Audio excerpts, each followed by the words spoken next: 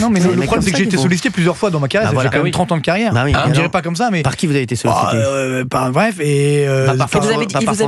Non, pas par François Hollande. Ceux qui étaient avant. Vous avez dit non à chaque fois? En fait, je pensais qu'il allait avoir quelque chose de concret derrière. En fait, non, il n'y avait rien. Mais puis surtout, il voulait pas baisser la dépense publique. Non. Ça, c'est un mal structurel. Moi, je mets un mec comme ça. De gauche, du centre. À chaque fois que je propose, il faut baisser un peu la dépense publique. On me dit non. Non, ça c'est pas possible, sinon on a tout le monde dans la rue. Et donc voilà, et encore l'actuel, depuis le début, il n'y a aucune volonté de baisser la dépense publique. Donc, contrairement à ce qu'il disait dans sa campagne de 2017. Mais moi, justement, en 2017, j'étais surpris parce que dès 2017, on m'a dit non, on ne baissera pas la dépense publique.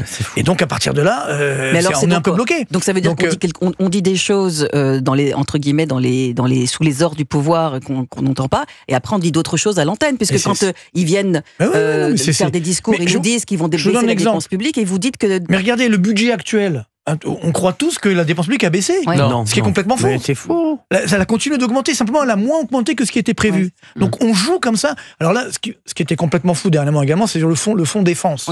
C'est un autre sujet, mais là j'étais quand même estomaqué. Il y a des journalistes économiques, on ne donnera pas de nom, mais bon, sur quasiment toutes les chaînes, les chaînes info notamment, qui disaient « Ah là là, ça va ramener entre 10 et 15%. » Alors que ce fonds sur la défense, il n'y a pas de capital garanti, il n'y a même pas de taux d'intérêt garanti, il faut le bloquer 5 ans, il n'y a pas d'avantages fiscaux, il n'y a rien. Et là, les journalistes vous disaient, ça va ramener entre 10 à 15%. D'où il sortait ce chiffre? C'était complètement faux. Même Madoff n'avait pas osé.